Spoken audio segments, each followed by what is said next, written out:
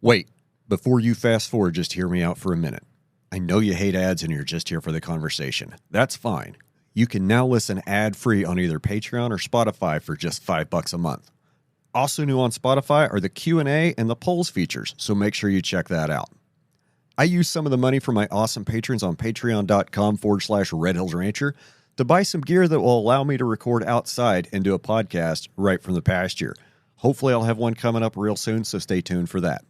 I also have some beef coming up for sale, and more info will be coming along shortly. And finally, if you'd like to come visit the Alexander Ranch in scenic southwest Kansas and check out the hunting, fishing, and other outdoor recreation offerings on Land Trust, or if camping is more your style, I have a new listing on HipCamp that you should definitely check out. I'm not going to spoil it here. And finally, you can also email me your suggestions and questions at redhillsrancher@gmail.com. All the links are in the show notes. All right. This week, we're joined by Nick Gann from Arkansas, who shares his insights on farming, business, and the mindset shift required to run a successful farm. We also discuss the impact of pesticides on local communities, marketing strategies for farm products, and the pros and cons of social media. So sit back, relax, and after the ad break, let's reboot your thinking about farming, ranching, and food systems. In the heartland of Kansas, under the bountiful sun, lies the Alexander Ranch, where Corriente cattle run. A century-old heritage on red hills so grand, where cattle graze freely on native grassland. Pastured and finished, amidst grasses warm and tall, raised on a diet nature intended, they heed her call. No hormones, no antibiotics, surely no grain, just wholesome beef, free from artificial stain. Harvested only when the pastures are lush and ripe. Our beef standards for quality of superior type. Experience the richness in every bite and chew. It's more than just beef. It's a history, continued anew.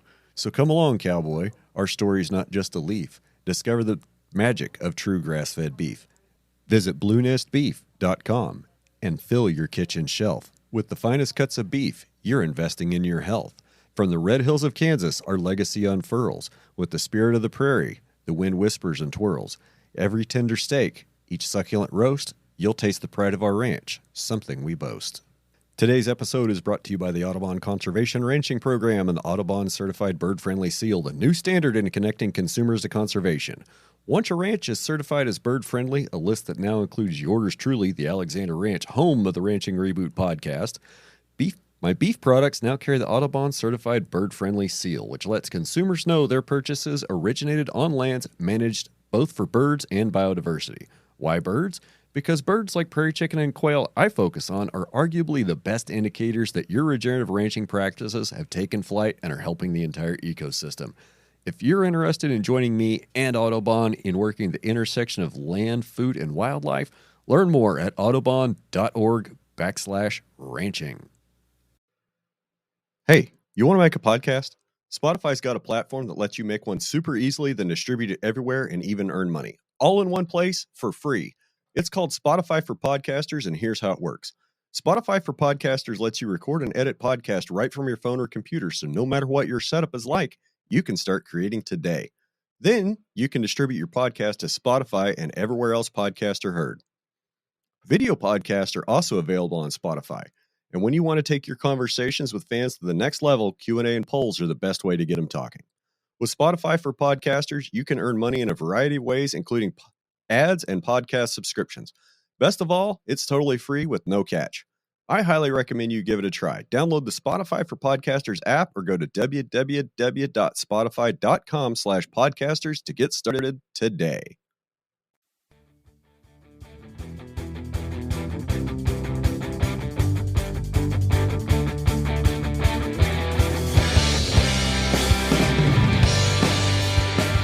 Well, Nick Gann, how come you're not wearing a backwards hat? I don't think I've ever seen you without a backwards hat and a flannel shirt. Maybe twice I've seen you in a t-shirt. What's up with that? Yeah, I always, unless I'm in my house here doing nothing, or maybe working on my computer, I always wear my hat backwards. Matter of fact, I've got to a point now where unless I'm at church or something like that, and if I have a hat on, it's going to be backwards. And the reason why, because I catch myself thinking about this a lot. It's like, do you always have to wear it backwards? No, but turning it around now, it could show that I'm caving to what people think a 44-year-old should do with his hat. And I do take a little bit of heat wearing it backwards. But you know what? It's kind of like I equate it to this. When you go out to eat and you see somebody sit down to eat and you see them pray over their food. Sometimes those people, and I've been one of them, when they go to pray, they have a little bit of maybe nervousness because other people are watching them. But really, what other people are doing is admiring the fact that they're doing something that they like or that they believe in.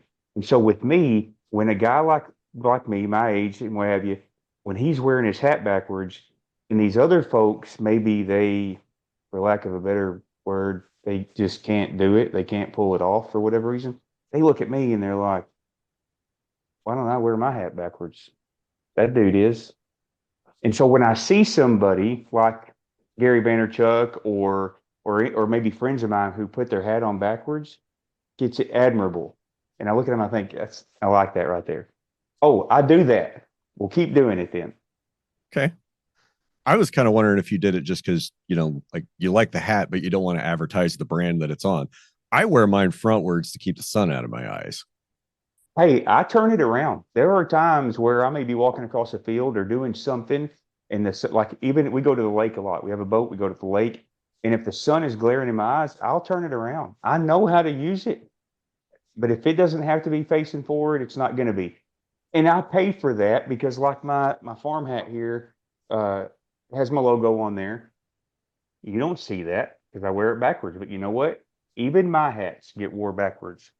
And so the logo's back there. You want to see the logo? You got to get behind me. Have you ever considered having some made and putting the logo in the back so it's in the front when you're wearing it? I did have one made actually. I had somebody make me one that cattle tag with my logo on it. They actually put it on the side of the back, so you have your clip here, snap back here, and the logo was here. And then I ran into a young guy, probably, oh, I think Kobe's probably 12 years old, and he gave me a hat from his farm, brand new hat from his farm, and I was wearing my hat, and I didn't have anything to offer him. And I thought, and he watches me on social media, and so he kind of likes me, and so I know where I that's gave going. him I gave him the hat off my head. It's the only one I had. Okay. Probably, I don't know that I'll get another one. I like it with it on the back there. I don't know. There's just one of them out there. He's got it. Well, he's going to have a pretty cool story one of these days, when you're big and famous, I guess. If I'm ever big and famous, he'll have a pretty cool story. He's probably never going to have a pretty cool story. Yeah, yeah. So tell me where your farm's at. I mean, I know you're in Arkansas, but where are you Mhm. at in Arkansas? So I'm right dab in Central Arkansas. Matter of fact, my town will argue with other areas in Central Arkansas that we are the center of Arkansas. Matter of fact, we got a big stone downtown that says something like this is the official center of Arkansas. And I'm in Benton, just outside of Little Rock. And although we have a little bit of our operation here, and our operation is not big by any means, we have a little bit of it here at our house. We only live on 3.5 acres, but we have a lease that we lease some land that's about 17 minutes down the road, and we that's where our pasture is, and that's where I like for things to take place. Because when I come home or when I wake up, like right now, I got to do the chores here. Then I get in my truck and I drive 17 minutes and I do the chores there. And then when I come home from there, you get out of your vehicle and you probably do the same thing. It's your farm. Don't look around. You'll see all sorts of stuff you need to be getting done. And so, farming's not my only job. So at some point, which brings me to, let's back up for just a second about the backward chat. So I create content for my insurance agency. I own an independent insurance agency and I create content for that. I shoot videos, short videos without a hat. I don't want, when I wear my hat backwards, I get these little indentions on my head. You probably get them from your hat being forward too, but I get them from the snapback on my head. Right. And I don't want those in my agency videos. I don't want a backwards hat and I don't want hat hair. So when I come inside, I'm ready for an agency video. They're nowhere near as good as the farm videos, but It's a still different shoot them. audience. It is. It's a different audience. And I see you posting those on a different platform too. I do. Yeah. I post them on a different platform. It's kind of a funny story. I was posting them on TikTok, which is where I have my farm content also, which I post my content everywhere. But somebody said something to me one day in a comment that I forgot how they were. Basically, maybe they said I was posting too much or doing something. It was almost like they were seeing both the agency and the farm, and they made a comment about how I was doing something, and I thought, I wonder if they're watching both channels, and they're griping at me because I'm doing something on both channels. I don't remember. I just remember thinking, that's weird. That's a weird comment. Like, do I need to not post my agency stuff on TikTok? And I think I come to the realization that, you know what, you probably don't need to post your agency stuff over there, and there's plenty of other places for it to go. So I actually don't post agency stuff to TikTok anymore, but I post it to Facebook and LinkedIn and YouTube Shorts. I post my farm content to TikTok, Facebook, YouTube Shorts, and Instagram. So there is a little bit of uh, uh, what would you call it? Like there's a little, I have an algorithm in my head of like how these things go Of what and content to put on what of platform. what content to put where. That's right. Yeah. And the time frame on there. I don't know if you've noticed, but I'm a short form guy. When I go to watch videos, I don't want a long drawn out video. So when I go to post videos, they're not long at all. I'm quick. I'm to the point. I move on. Same thing with my agency content. Okay. What kind of insurance do you sell? I got to know now. Well, we're independent, and so we're not, you know, handcuffed to like a State Farm or a Shelter or something like that. Those are good companies, but I don't write for them. But most of what we do, let me just tell you what we like to do, because as an independent agency, we'll do anything except for health. What I like to do is homeowners insurance, small commercial, which would include like hot shot trucking, Okay. flood insurance, uh, like renovations or even a new construction. And then, oh, there's one more I was going to mention, and life insurance. I like to do life insurance. And I'm kind of picky about what I do. I'm not going to write you a $10,000 life insurance policy, but those are the ones that we focus on. That's what we like to write at our agency. Okay. We're gonna have to circle back to that, and we're definitely gonna have to circle back to that. But like, kind of want to go back to where you said that your farm is 17 minutes away from the house. I've got kind of the same thing. We literally have 3.5 acres here at the house, and Tanya, she keeps chickens down here. We've got garden. Got some guineas that just went out to the brooder. They're just a little over 2 weeks old, so they got moved out to the outside brooder in the coop. They're pretty cool. Do you have any guineas? I don't. I don't. I don't want any. These are the first ones that well, these aren't the first ones that we've raised. I tried some about 10 years ago. It didn't go well. Moving on. Um, so yeah, we've got some guineas down here, and the ranch, it's about 8 miles away. Like ranch headquarters is 8 miles away down the roads, flagpole to flagpole. It's a pretty reliable 12-minute commute. I mean, 13 if there's traffic, 11 if it's, kind of a good day. But I get in the mode, I get there, it's like, okay, I'm here, take care of cows, check these, do this, do this, do this, do this. And I'm not saying I don't like spend any more time there than I have to. Go to the ranch, get the things done, do the things that need to be done. Yeah, there's some busy work that sometimes I might skip, but I'm also very cognizant of the weather, and that's because it's been dry, don't have as many cattle on the ranch, income's down. I go to the ranch to spend money. I come home to the office to try to make money. At least that's that's my perspective. And there's something kind of nice about, like you were talking about before we hit record. You go to the ranch, you go to the farm, and you put on your farm clothes. And when you leave the farm, you take off your farm clothes. And that's something that my dad always told me about or kind of talked about. He said, you've got your work clothes, you put them on, you're in your work mindset. You take them off and you set them down. You can take that part of your brain and shut that part of your brain off for a little bit. Some of us can. And I think that's an important thing to be able to do as an agricultural producer is be able to is to not have your whole identity and everything you are wrapped up in the ranch or the farm and that be your life 24/7. I'm not saying that's wrong. I'm just saying that when I come home from work and I take off my work uniform, it changes my mindset. And maybe that's a carryover from the military too. No, that makes sense. Have you ever heard people talk about if you need to be motivated in the mornings because you're struggling, and a lot of people struggle in the morning. It's like they wake up in a state of depression. But there's this trick that you can play on your mind.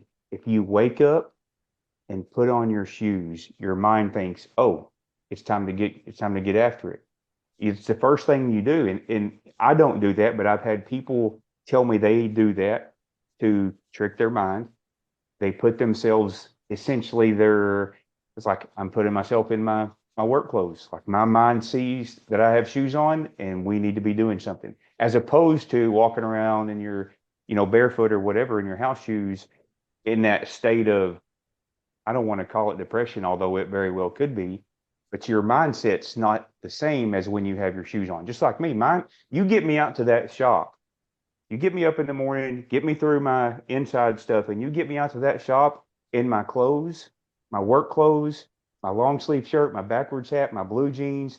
And I'll tell you, I don't want to take a nap like I did 30 minutes before when I had just got up trying to get my coffee or do whatever. Now it's like, hey, what can we get done today? And so I see exactly what you're saying about having that outfit on. Like, what outfit are you wearing? Well, if I'm out there and I'm in that one, I'm ready to roll. When I get out of that and I come in here, I can feel it. It's just a whole different, what do you call that? Like an aura? Is that the right word? It's a whole different environment, and your body and your mind, especially, they know it and they change with it. For me, it's what's on my feet. Makes sense. What's on my feet. Like if I come home and I put on my house, take off my work boots, put on my house shoes, my brain's just like, nah, we ain't going outside. We don't need to go out there. It's dirty out there. You don't want to get your socks dirty. You don't want to get these nice house shoes dirty. If I if I want to make sure that I get out to the yard later and do something in the yard after I get home, I don't put on my house shoes. I put on my tennis shoes. Got an old ragged pair of tennis shoes that I could just slide in and out of. Don't have to even mess with the laces. Those are I'm still going to get stuff done shoes, or I might go to town later shoes. Yeah. It ain't over just yet. We still got these babies on. We That's right. hadn't resorted to the house shoes yet. That's Yeah, right. makes sense. So You said something a minute ago. I want to back up. You said something a minute ago that makes so much sense. And I go to the farm to, yes, spend money because it definitely takes money, but I don't go over there to make money. I go over there to do the work. I come back home here to make the money. And I've never really looked at it like that, but you don't, and somebody's going to argue with us that's because fine. They're wrong anyway. they're wrong. They're gonna nitpick what we're saying here, but you're not making money at the farm because you're actually working at the farm. You're making money when you stop the work and you put on the salesman hat, really, which a lot of traditional farmers I have found struggle to be a salesman. They are great at the farm work, but they're not great at the like how can I make money off of this farm work that I'm doing? And I'll tell you, I may be jumping way far ahead, but it seems like a pretty good place to throw this in there. In October of 2019, I looked at my wife and I said, "We're done selling live animals. because to me, it didn't make any sense for a small guy. What I mean by that is I don't have a lot of cattle. I'm not running 100 head. I don't have 400 acres, but it made no sense for a guy, a farmer my size, to sell cattle, a farmer selling to other farmers. If you have pot loads, that's a different story. But if you're in between and like you're not the pot load guy, you probably ought to consider selling beef. And I equate it to this. Chick-fil-A does not sell chicken sandwiches to Popeyes. That's farmers selling to farmers. At some point, somebody's got to go up there and say, I want a chicken sandwich. That in October of 2018, 2019, I'm sorry, I told my wife we're done selling live animals. We're processing them and we're gonna sell packaged meat because I see no sense in us trying to make a profit selling our measly animals at a livestock auction to other farmers. Changed my whole ball game. Yep. Well, at the barn, you're competing against everybody else, and you don't know what their input costs are. Hopefully, you know yours. I'm sure you do. You sound like a smart enough guy. Um, but you're competing against guys that oftentimes are taking advantage of some sort of subsidized feed product. You know, whether we're talking about DDG, corn, soy. I mean, a lot of these things are supported with crop insurance with programs. Okay. You can feed, I say this all the time. I'm sure you've heard me say it. You can feed condition and fertility into anything.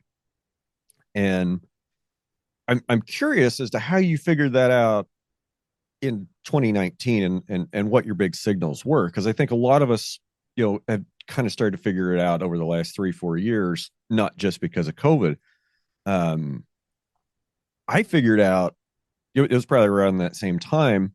I figured out that every cow calf guy that was taking their animals past 400 pounds was giving money away. Like the two places to exit the cow calf business are at 400 pounds, 45 to 60 days weaned with 2 rounds of vaccine. That's going to get you pretty good money in any barn, any country, any day, right?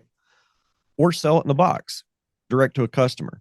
If you're anywhere over, if you take that animal past 400 pounds, you're losing money on it because you're competing against a subsidized production scheme. That's how I see it. Yeah, that makes good sense. But a lot of folks have a hard time maybe cutting that off at 400 pounds. Or, and correct me if I'm wrong, I wouldn't call myself a cattleman, although I've learned a lot from mistakes I've made. So I do have a little knowledge, but it's hard to sell it in the box unless you are in farming because it's your business. And I think that's probably where a lot of people they can't do it because they're not looking at it. Why do we not look at our farm as our business? I I don't know. I honestly, Nick, I don't know. I have been taught since I was very young to look at the ranch and the land as a business. So my dad went to ranching for profit for the first time in 1988. I was like 10 years old. So he's coming home and he's talking about, biological and ecological cycling and mineral cycles and rotation grazing. And I'm just like, yeah, whatever. That's kind of cool. So I've never been bought into like the conventional side of things. And part of the thinking from ranching for profit that dad always taught me is kind of like we were just talking about. You go to the ranch to spend money, you come to the office to make money. That's the difference between Whitby and Watby. WITB, working in the business, and Watby, working on the business. Working on the business is what we do in the office. Working in the business is going out, working the animals in the corral, doing the fence work, maintaining the water systems, right? All that stuff costs money. It's the Watby that makes you more money. And one of the ways dad always explained it to me is the difference between $10 an hour work and $100 an hour work. You can go to the ranch and you can do the physical labor of going around and doing the fences. Okay. You doing that that generate, that's a value of $10 an hour to the business. Or I can go to the office and I can generate revenue at $100 an hour and sometimes even have $1,000 an hour idea. Mhm. Those are few and far between. I'll tell you right now. Yeah, for uh, sure. but we go to the office to do the $100 an hour work. Okay, so we can afford to do the $10 an hour work. Yeah. Vast majority of my revenue is made right here, Hmm. and Yeah. that.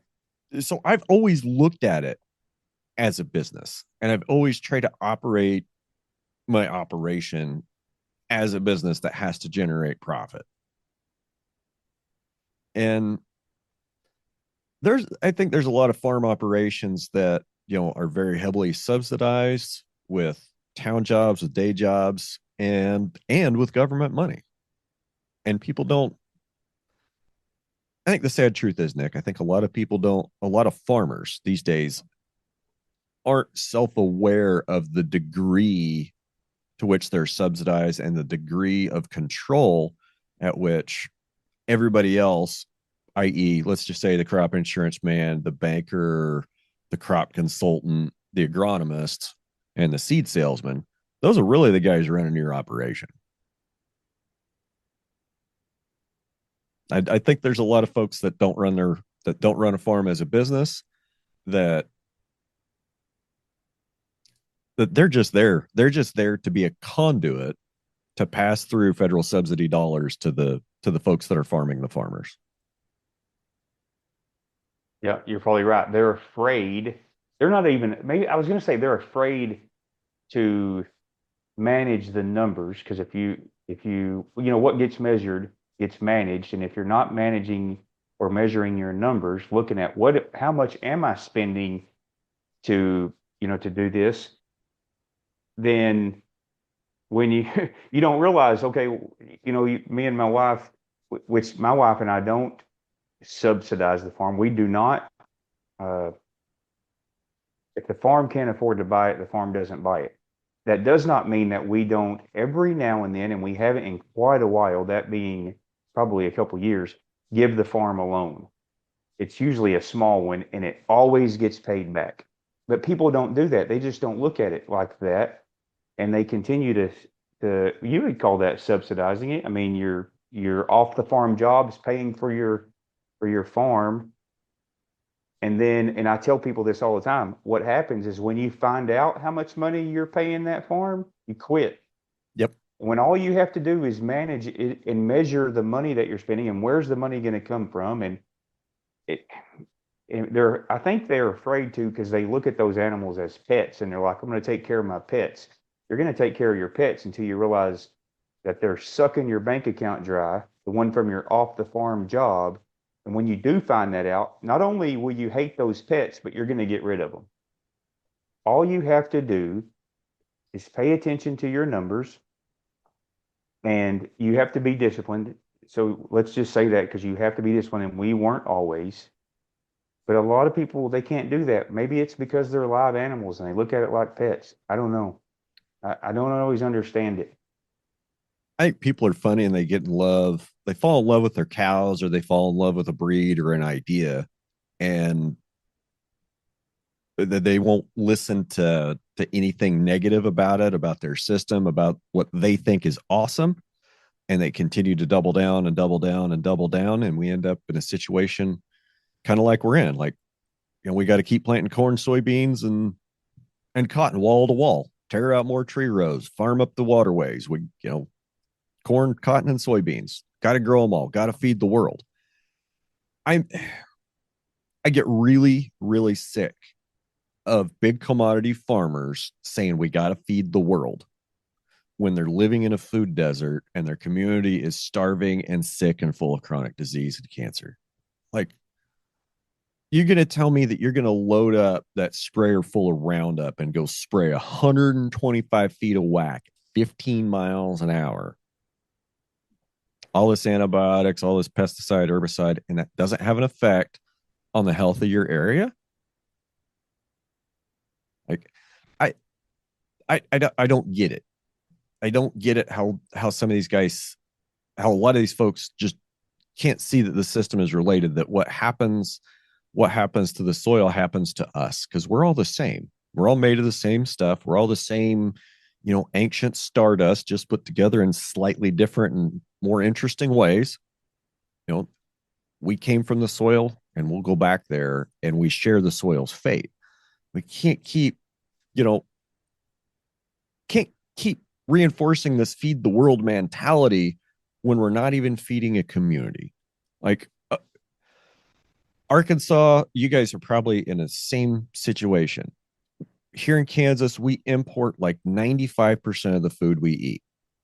I mean, we're in the top five beef. We're generally the number one wheat producer.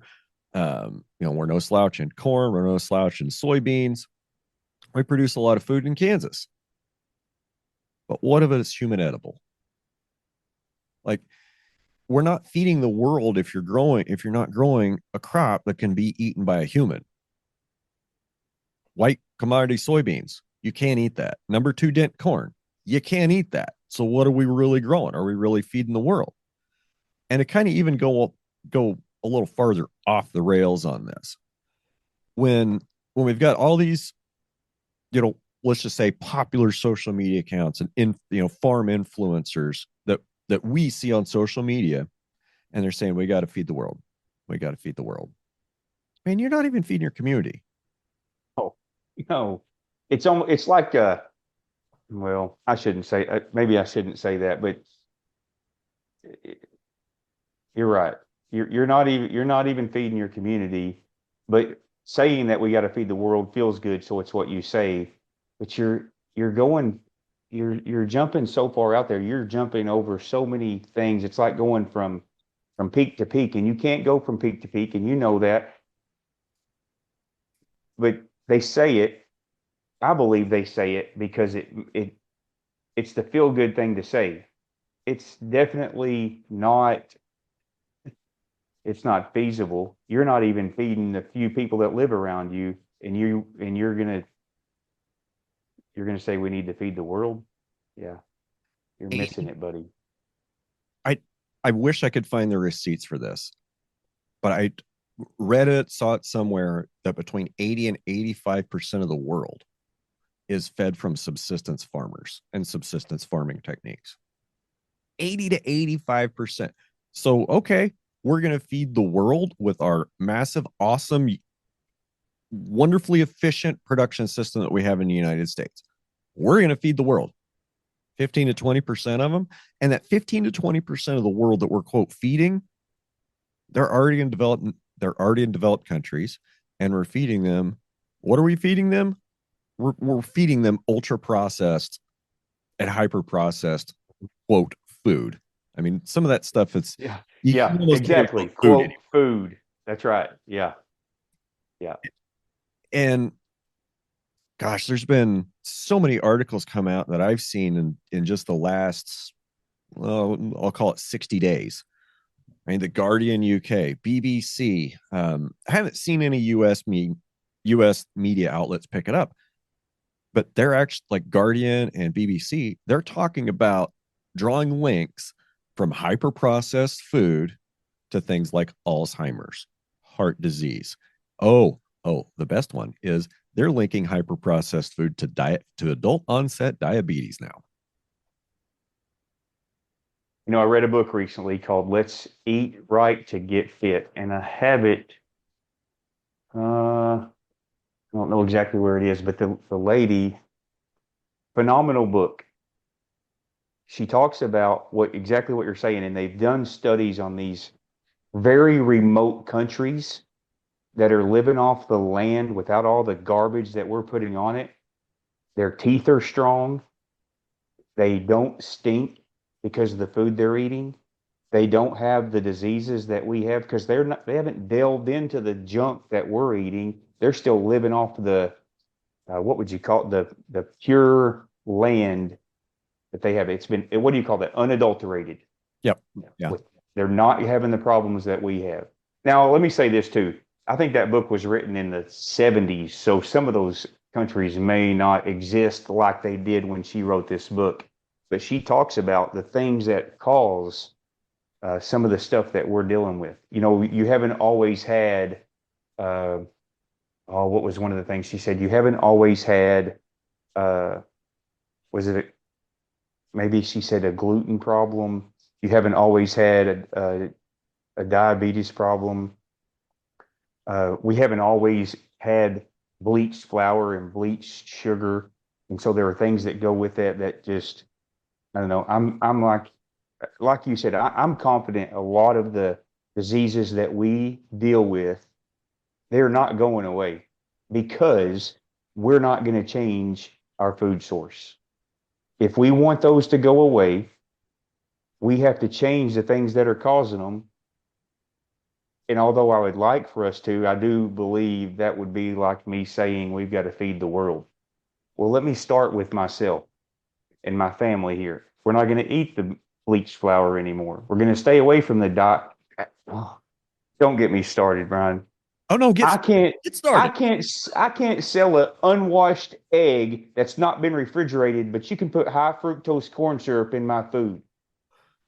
I I can't sell an unwashed egg. I can't butcher a cow myself and sell that meat, but you can put red dye in Gatorade and sell it to me. You can put yellow dye, which is probably worse than red, although I could be wrong there. I'm not positive. I do know yellow is not good for you, but I don't think any of those dyes are. You can put that in the soap I'm using to wash my face, but I can't sell that beef that I butchered on, that I grew, that I butchered. It's amazing. Golly, you got me started.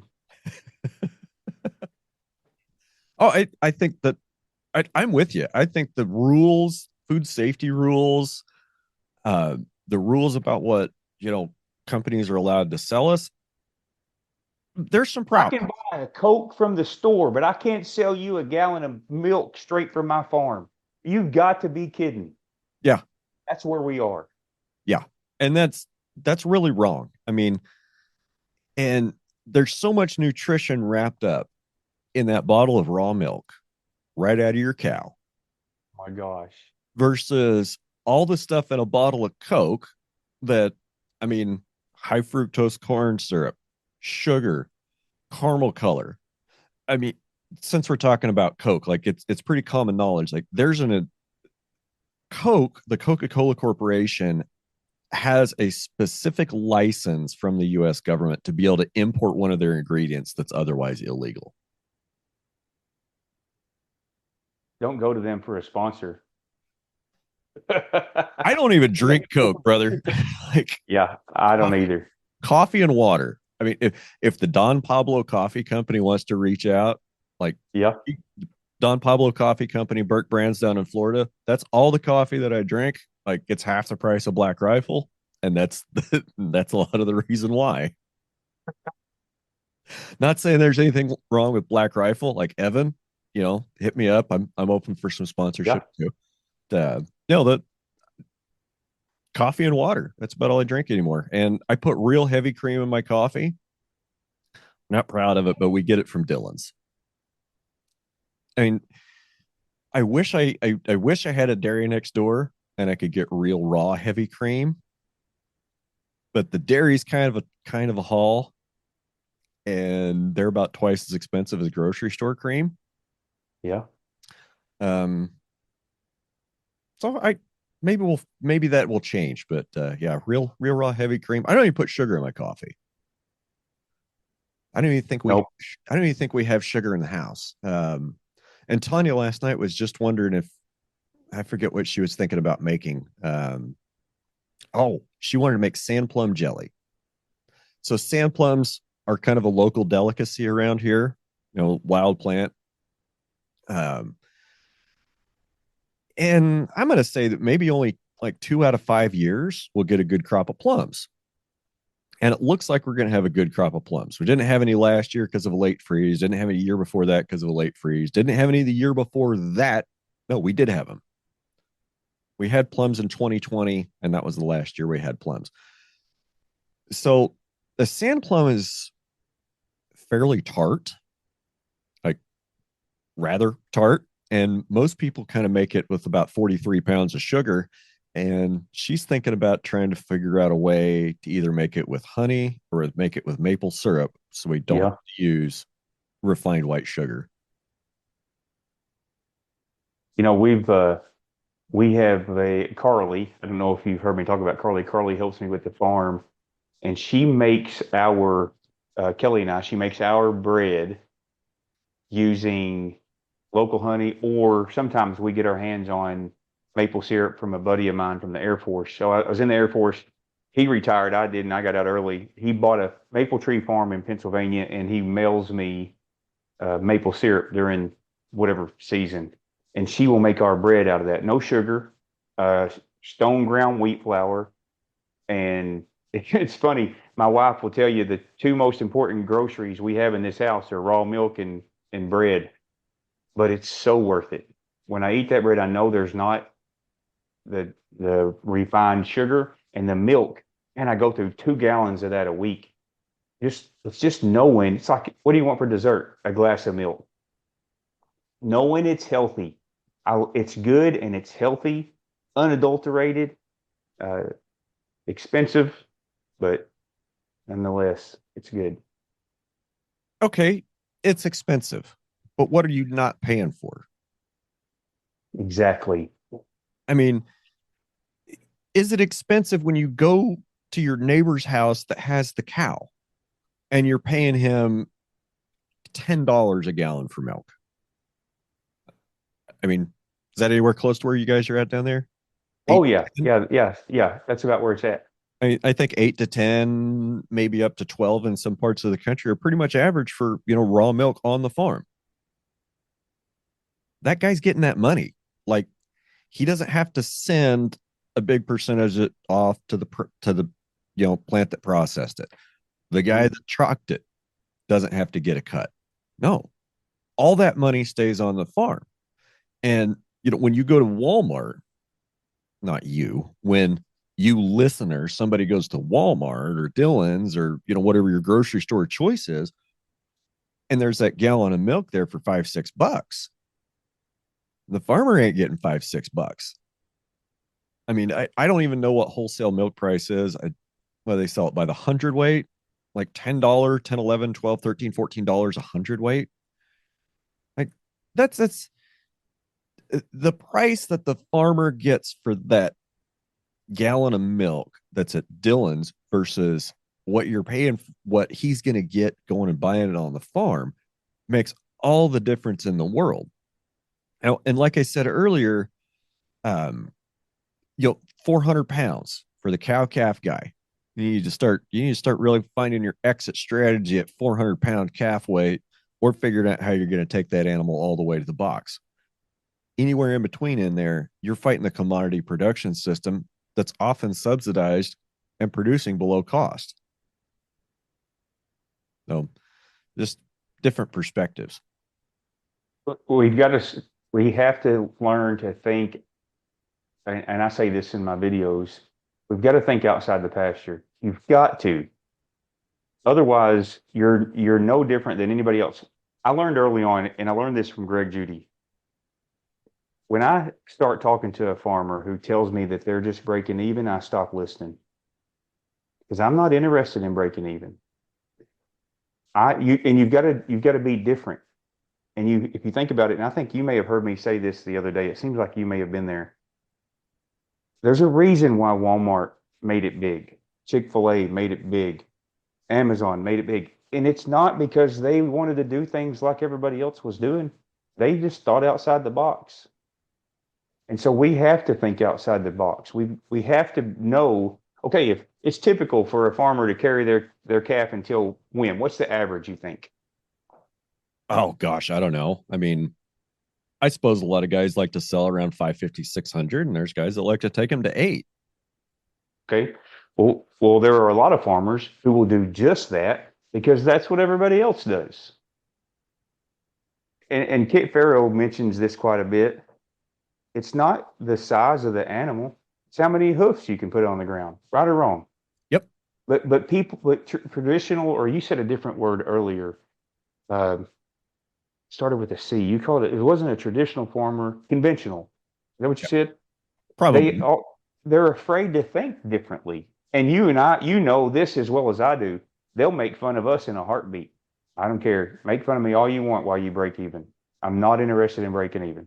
Yeah, make fun of me all you want while you're going there to the mailbox to collect your crop insurance check. Oh, that's Don't right. That's right. tell me about how you're feeding the world and how you're making all the decisions on your farm when the crop insurance guy came out and said, "Yeah, your wheat's not worth a crap. If you want to get paid for it, you got to farm it up and plant milo." Who's making the decisions on your farm? That's right. That's exactly right. I want to change subjects kind of for just a second. I choose not to get paid for my social media. I don't put all my eggs in one basket because I don't want anyone to have that much control over what I'm doing. I want the control to be right here. Nick, you know what? If you don't want to do, hypothetically, if you don't want to do TikTok anymore, it ain't a big deal. You're not getting money from them anyway. If they decide, hey, we don't want you anymore because you're farming and we're against that, then no big deal. I'm going to keep on trucking. If if Tyson says, hey, we're taking your chicks away, which I don't have Tyson chickens, that's not the farming I do, but there are a lot of farmers out there. Have you ever read The Meat Racket? Oh yeah, one of my favorite books. I do not want someone to have that much control over. I don't want them to have control over me, period. Although you deal with control a little bit, but not that much. And so I will not put myself in that position. I have a guy, I was going to call him a buddy, but we're not buddies. Uh, but he told me one time, I don't do business with anyone who's going to be more than 10% of my annual income because I don't want to be worried about losing them. And I thought, well, that's kind of crazy. But if you think about it, and there's probably a different way to go about that, but I see his point. Yeah. I don't want to raise, I don't want to raise, like, I don't sell anything. What do you call it when you sell to commercially? I sell direct to consumer. I don't let any business come in here and buy all my eggs or all my milk or all my ground beef because for one, they're not paying me enough. And two, whenever they decide they don't want to buy from me anymore and they cut me off, wait a minute, what? Exactly. What? And so I'm not doing that. I refuse to give up the control that you were just talking about in the hands of others. I'm not going to the mailbox thinking, okay, is my farm going to stay afloat this month? Can we Well, take a break for just a second? yeah, you bet. So, funny story here. My mom showed up unexpectedly, and my window's open. And she comes walking over to my window and she starts talking. I don't know if you heard her. No. And I tried to send her a text, and I was still trying to listen to you and send her a text. And then I noticed that she wasn't paying attention to my text. And I thought, Mom, come on. And then I thought, I'm text my wife real quick. And so I'm trying to pay attention, and I text my wife, and I'm like, hey, my mom's outside. Can you help me out here? And I realized the text that I was sending to my mom that said, hey, I'm recording. I never hit send, so she didn't know it. And so I'm thinking, what the heck? What am I doing? I don't even know what to do. So give me 1 second to tell her, hey, I can't talk, which she rarely pops in like this, and especially when my window's open. Yeah, you bet. I'll just pause it and I'll go take a leak too. So we'll just take a little break and come right back. Okay, sounds good. All right, we're back. Everything all right? Everything's good. Those unplanned interruptions. Used to be I used to not be okay with taking a break. Like there were some that I sat through here like 45 minutes and I just eyeballs were turning yellow, back teeth were floating, and I can't do that anymore. It's all Yeah. right. I heard Joe Rogan take a break one time. He's like, man, I really got to pee. Can we take a break? And I'm like, well, if Joe Rogan can do it, I can do That's right. If Joe Rogan can do it, you bet. it. So what were we talking about? We were talking about feeding the world. We were talking about production systems and who's really in charge on the ranch or farm. Yeah, that's right. Who's giving up control so that you maybe have some income, but then you lose that source, and all of a sudden you have no income, which is something I don't do. I don't sell. What's it called, Brian? When like retail? Like I don't sell retail. no, Wholesale. that's not the word. Wholesale. Yeah, I'm not selling to somebody who's reselling. Although, I mean, I wouldn't sell. Matter of fact, I've cut off. I've put limits on certain products before to prevent that sort of structure taking place where somebody just wants to come in and buy all my eggs or all my ground beef. I just tell them, I just flat out tell them no, or I'll set up my website where they can't buy that many. You know, it wasn't long ago we had kind of an egg craze, Yeah. and I just went on my website and changed it where you could buy 1 dozen. And then what I did was when a customer, normal customer, or let's just say a return customer, when they made a purchase, we would just reach out to them and say, hey, do you want more than the 1 dozen eggs that you added to your cart? And what they said was, yeah, we just couldn't add more. No, the reason you couldn't add more is because we're protecting those eggs for people just like you who buy from us all the time and not letting these one-timers show up because of the egg craze and buy them all. And it really, I don't know that our customers ever realized that's what we were doing, but that's exactly what we were doing. How much you sell your eggs for? It depends. So, Does it depend on when or does it depend on who? yes. So right now, if you were to place an order, so we do a free delivery Friday thing or a delivery on Fridays, and we sell throughout the week. Some people pick their orders up, some we deliver to. We're really trying to grow our Friday delivery. So if you have a $50 or greater delivery, I'm sorry, a $50 or greater order, delivery is free in our area of Benton and Bryant. If it's $100 or more, it's free delivery for anywhere from Hot Springs to Little Rock. We're trying to grow that. Anybody can pick up. We process orders on Thursdays. They can pick up anytime after the order's processed. Those folks pay $7 a dozen. We do a farmer's market on Saturday. Those folks pay $8 a dozen. More work to get that stuff there. They pay a little more. And Brian, they don't care. And I'm sure that there's probably about 7 or 8 people that are listening to this that just threw their hat and said, there's no way I'd pay $7 or $8 for eggs. And my response is, not everybody is my customer, and I'm okay with that. I think that's the right answer. I also think that if people aren't complaining your price is too high, it's not high enough.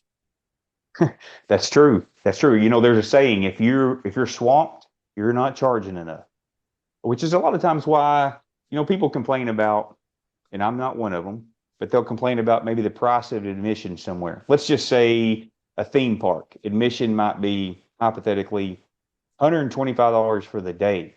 And people are like, you got to be kidding me. Okay, well, let me tell you something. If it's only $75, you can't move around in there because it's too crowded. They have to do that for a reason. And so it's just like with our eggs. There's a reason why eggs are $7 anytime other than at that market. For one, that market, man, I got to prep for that on Friday. I got to get up at 5. I pay somebody just for me to be at the market. I have to pay somebody to do the chores at the house, at the farm, and I have to pay to be at that market. And it takes me about probably a total of 6 hours just for the work for the market. That includes being there, but about 6 hours. Yeah, you're going to pay me $8 a dozen.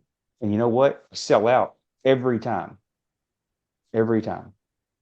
So are farmers markets a good continuous market for you? Is it more a lot of the folks that I've talked to, farmers markets for them are almost a loss leader from a time and sales perspective.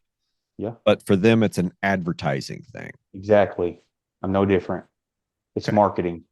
Yep. I use the farmers market to grow my Little Rock delivery. That's the reason I'm there. And so if you think about it, man, if we really have to, and I had to do this too, and I still do have to change the way we think about things. So, all right, well, Nick, you're probably breaking even at best going to that farmer's market, even when you have a really good day, which we do well there. But I know the reason I'm there is for marketing. Okay, well, could you not spend that money somewhere else and market some other way? Yeah, I could, except the farmer's market pays for itself in marketing because you're making money while you're there, right? Yeah. Okay. So let's say I made $800 in the 3 hours I'm at that market. Okay. That's 3 hours of marketing, 800 bucks. It paid for itself to market because I brought in the $800 and let's say I broke even. Let's say you don't do that market and you just put $800 somewhere else in marketing. Now you're negative 800, correct? Exactly.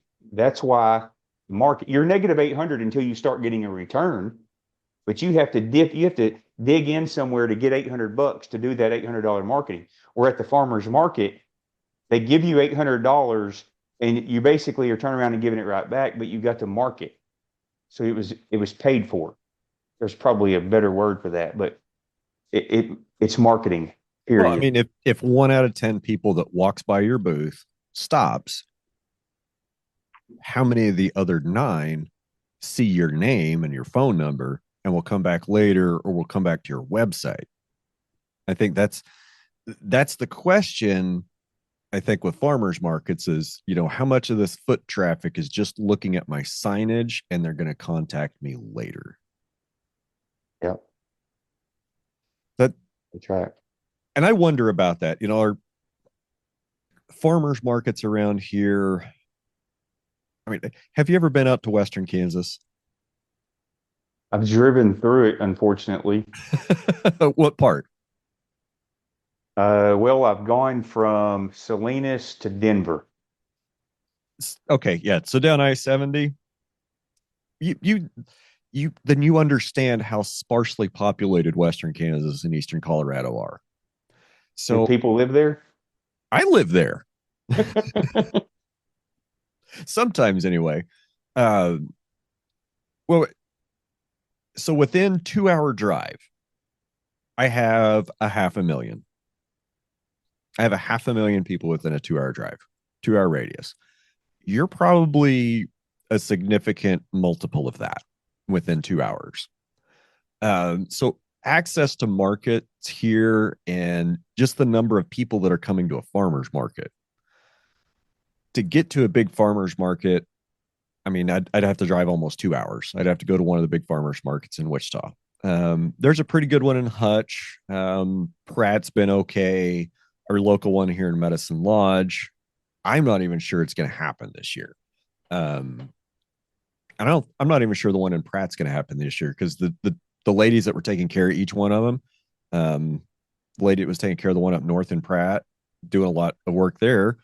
Um, she has to take care of an elderly family member. So they've been remodeling their house and they didn't do hardly anything in the greenhouse this year. And the lady that does the one in Medicine Lodge, she's just kind of tired of it and doesn't really want to do it a whole lot anymore. And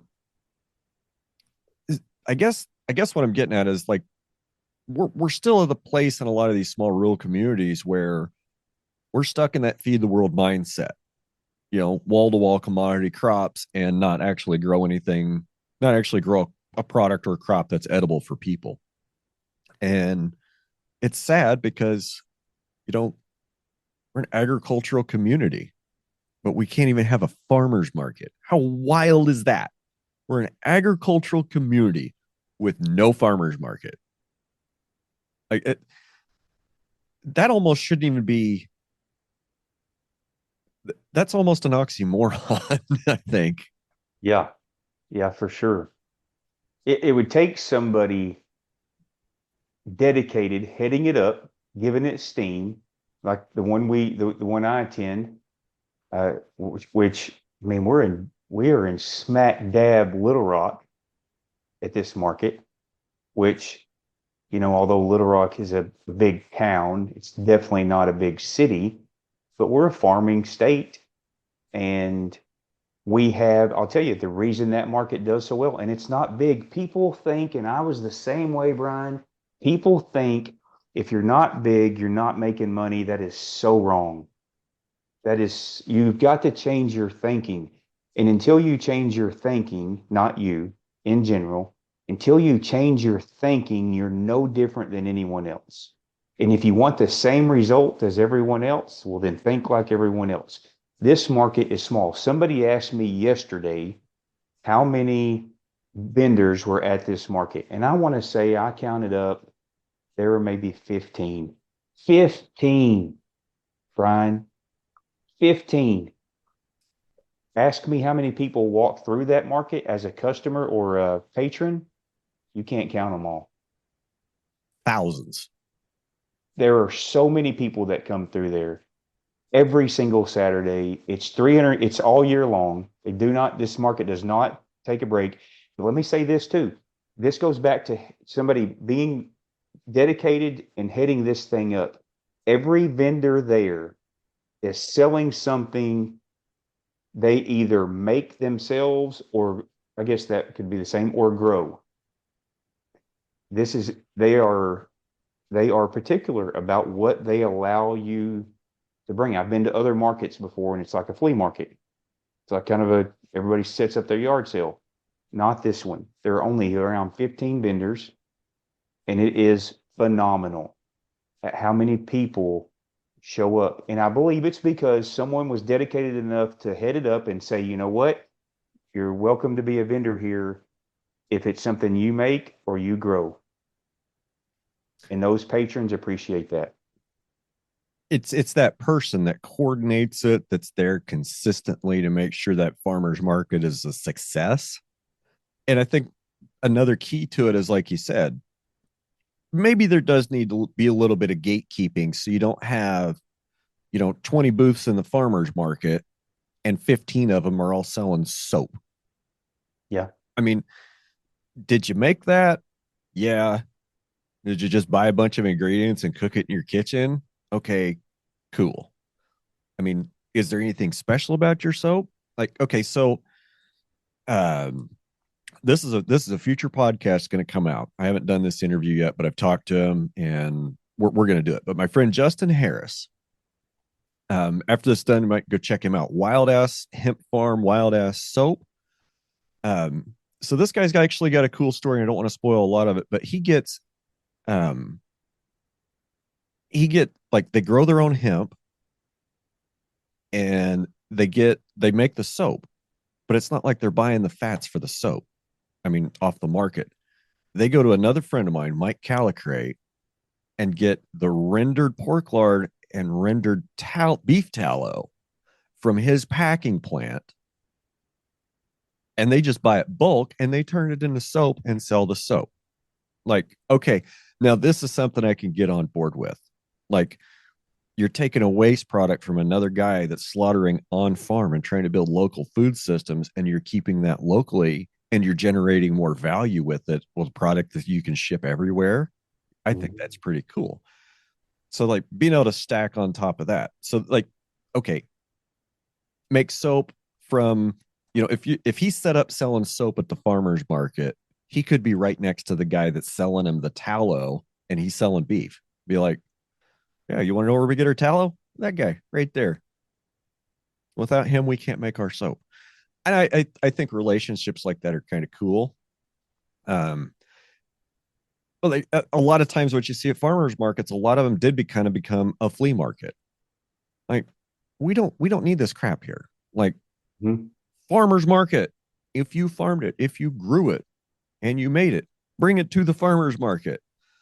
If it's a bug that you put under glass, no, maybe take that to the flea market. Like, that doesn't Yeah. belong here. Yeah. Have a yard sale. Yeah. Yeah. Something like, yeah. Get you a booth at one of those flea markets and do that. I get discouraged when I stop at a farmer's market only to learn that it's not really farmers selling their products. It's discouraging. You turn and you leave quick, really. You do. When you get to one like where I'm at, I'm very fortunate. I even turned these people down the first year they called me up, and they were telling me how they're set up and where they're set up. I thought, well, that's lame. That ain't gonna work. Boy, was I wrong. Huh. But when you show up at one like where I'm at, and it's just farmer after farmer selling the stuff that they grow or raise or make, it's you. Not only do you spend your money, but you visit all of them. I was actually on Saturday. They moved a lady who used to be next to me. They moved her down to the end, and she was a little discouraged that they had moved her. Well, and I got a little break during the market, and I walked down there and I said, "So, what's the crowd like down here?" And you know what she told me? Way better. The exact same, because those patrons go from one end to the other, and normally back again. So it doesn't matter because they know what those booths are. They know what those booths are about. They know what that market's about. It's not a flea market. They appreciate it and they want to see everybody there. It does. It takes dedication. It takes somebody leading it to be for it to be like that. And it's not a problem that we're going to solve anytime on this podcast, but I would hope that somewhere that there's incentive structures. And okay, where do those incentive structures come from? And what am I talking about? Like, what are the incentives for somebody to put together and organize a farmer's market? I'm just kind of generally asking Yeah. as an overall question. You know, what motivators would there be for a person to say, "Hey, this community needs a farmers market. I'm going to take it upon myself to organize that and put that together." Having known some folks that were kind of involved with it, it seems to be like that's a that's a thankless job that doesn't really pay a whole lot. And maybe that's part of the problem. But then again, so I'm a libertarian, right? I do not believe in big government. I if if there's a solution to a problem, the solution is not more government, more spending, and more government jobs. Like that's the last thing that I want to look at in my mind is some kind of a governmental solution to a problem. But how do you get people to participate in a system like that? How do you get people to want to participate in a farmer's market? How do you create a structure to where there is some longevity with a person that will put together a farmer's market, that they're going to have some security in that position and want to be there for a while and make sure it's a success? It should that be a function of government or should that be a function of community leadership, which I guess community leadership is just really another form of government anyway. I don't know. I'm rambling. Well, you rambled onto something pretty good there. Here's why. So at one time we were doing 4 markets on a weekend. We did 3 on a Saturday. We did 1 on a Sunday. Ugh. The one, the, the 2 markets that had an extraordinary amount of patrons were not run by the city. The one out of those 4, the one that was run by the city is the worst one. Okay. The one that's run by a non-governmental agency, actually, they're there's the one that's run by the dedicated person is by far the best one, by far. And I'll tell you, it's run by a dedicated person. It's on the church grounds in a what would you call this? Maybe prominent part of Little Rock, although it's not the most extravagant part of Little Rock. It is a prominent part of Little Rock. The church backs that dedicated person. She's a member of that church. She has several people that they're kind of a team. Although she's the leader, they have this team that's really a leadership team for this market, and they are backed 100%. I say 100%. It's evident that church backs them. They're members of that church. If that church backs them, that is the best market of those 4. And another one of those 4 markets is actually in Little Rock, probably on a busier street, doesn't do quite as well. And then the 2 markets that are run by let's just call it the government, that are run by the government, they have a nice pavilion, they have the concrete, they have their own parking, and they're the bottom 2. They have everything it takes to be a wonderful market. They have one thing in the way. What's that? the government. Okay. And I don't mean, and you know this, I'm not saying the federal government gets in their way. That's not the case. What does get in their way is all the rules and regulations and the fact that their city government thinks they can motivate their hourly employees to make this market great, and they aren't, and they can't. They're that employee running that particular market. They're not doing it because they're dedicated to that market. Now that chick up there in Hillcrest, she's doing it because she is dedicated to that market, and probably not making a dime. She's just dedicated to it. They found the right team for the right market, and it's working. It's interesting you made that comment about, the government worker has no motivation, no accountability, no buy-in. And that's what it takes. It takes buy-in, it takes emotional buy-in long term. Like you've got to be the chick that runs the good one. She's bought in long term into farmers markets. She sees the benefits, whatever they are, to community prosperity, local resilience, local food systems, whatever her motivation is probably it's moving things in the right direction. But then when you take an hourly employee of government who's not doing that job because they want to do a stellar job in public service, let's face it, most people that work for city or state governments or county governments, you're there because you want the sweet retirement and you want the sweet health plan. Like you're not there because you want to be a public servant. You don't go out and patch potholes on the roads because you think that brings honor and glory to your family name. No, you do that shit for health insurance and retirement benefits. Let's be honest. And as a government worker, like there's two things, there's only one thing more permanent than a temporary government program, and that's a permanent government program. And on the other side of that coin is once a person gets hired into public service, into government, like unless you do something grossly criminally wrong or negligent, you're probably going to retire from that job as long as you do Mm-hmm. the absolute bare minimum necessary, which that's another function of government. Government sets the absolute minimum acceptable standard. Like people think mil spec is awesome. No, mil spec is crap. Mil spec is the absolute worst that the government will accept and still pay you for it. So mil spec, maybe not so great, but I digress. You have to have somebody that's bought into the mission, that's a believer. And I wrote down here uh, church farmers markets. I can see how a lot of churches, places of worship would be a great place to have a farmers market. Lots of parking. And what do we need to have a farmers market? We just need to have a place to do it. We don't even need a roof. So we just need a lot Mm-hmm. of parking.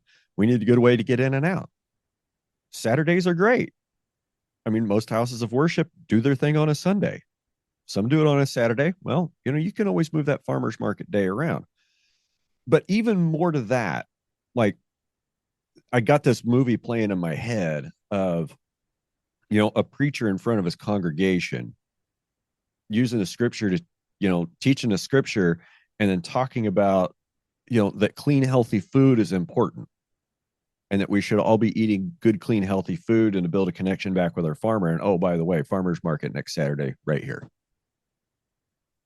And this is our coordinator. And it's like, maybe this is an idea, right? I'm not a big church guy, but if we need more farmers markets, maybe that's a good place to start, is to start with a church and say, hey, preacher man, let's get your congregation eating better so more of them make it to heaven. So you spend less time as a group on everybody's health care. Let's try to get everybody eating better. And the first step of that, let's do a farmer's market. So let's find somebody from the congregation that's passionate about food, passionate about health, and passionate about the community. I don't know, spitballing, brainstorming again. You know, sometimes you can sit down and listen to people pray, And there's always this one saying that they'll throw in their prayer when they pray before they eat. And that is, Lord, we ask that you bless this food to the nourishment of our body. And I've taught my boys and even my wife that I cannot sit down over some refined bread and a burger that's loaded with who knows what and some French fries and ask the Lord to bless it to the nourishment of my body. I'm not, I am not saying that I am limiting my God, but I am saying that There's with limits to this, what he can do to something that's devoid of nutrition. we blame him for a lot of stuff that we bring on ourselves. You said it earlier. We eat a lot of stuff that causes us to have problems, and we continue to eat it. And then we put this high fructose corn syrup in our body, and then we blame somebody else when we have cancer. Yep. And we sit down and we pray over these donuts, these deep fried donuts made out of refined flour, and we ask the Lord to bless it to the nourishment of our body. You will never catch me doing that. Oh, You will no. rarely catch. Donuts made with enriched white flour, fried in seed oil, and coated with sugar. That's right. Yeah. That's right. That Bless this to the nourishment of my body. And I can just see God there, like rolling his eyes, thinking, are you serious? Are you serious? Yeah. Now we do a lot of stuff to ourselves and then we blame other people. And I'll tell you, you see this a lot too. Uh, we blame God for a lot of stuff that we bring in ourselves. Just like death. We shouldn't get into this conversation, Brian, but we're we talk about it in farming. I recently lost a calf. And something that came up was if you're going to deal with livestock, you need to learn to deal with dead stock. If you're going to be alive on this planet, you need to learn that at some point you're going to be dead on this planet. It's just part of it. There's nobody really to blame that one day you're going to die. There's only been, my brother passed away in 2016 of cancer, by the way, and I did his memorial service. And I remember specifically one thing that I told the crowd. Everybody in this room will die at some point. There is nobody sitting in here no one has ever, nor will they ever live forever.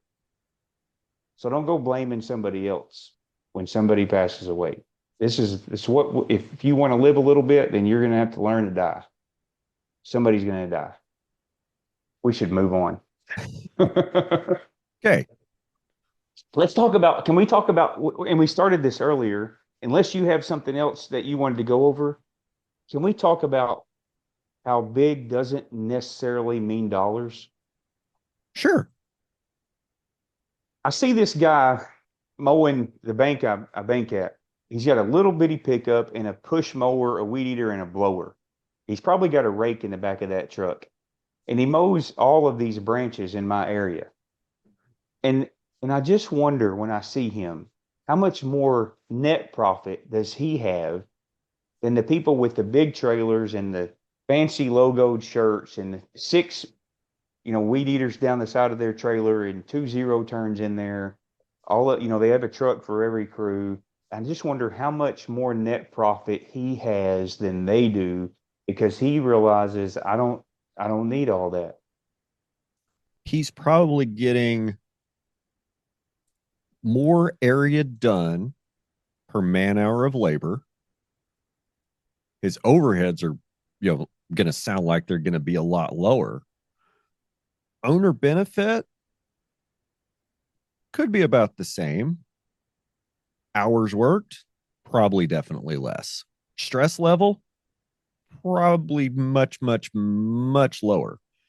I would rather work a 3/4 time job by myself and not have any employees than to work a full-time job managing 5 employees.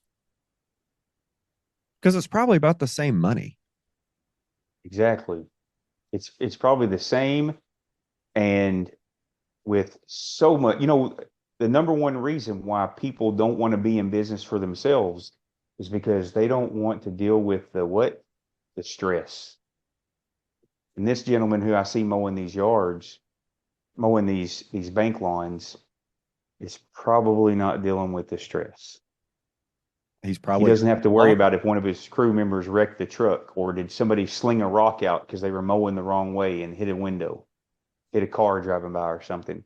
And I used to, when people ask me when social media first started, and by all means, my social media is not huge, but it is definitely um, it can be intimate. I have good relationships with these people who tend to follow what I'm doing. And when I first started gaining some traction, people would ask me about the size of my farm. And I was hesitant because my farm is not big. And then I learned that, the average farm is not big. Most farms aren't big. And not the main reason, but one of the reasons why conventional or traditional farmers continue to buy land. I said something there that was important. One of the reasons, not the only reason, probably not the main reason, but why they continue to buy this land is because they think they need it because they can't make a profit on a little bit. They need a lot. And really, if you can't be responsible with a little bit, you can't be responsible with a lot.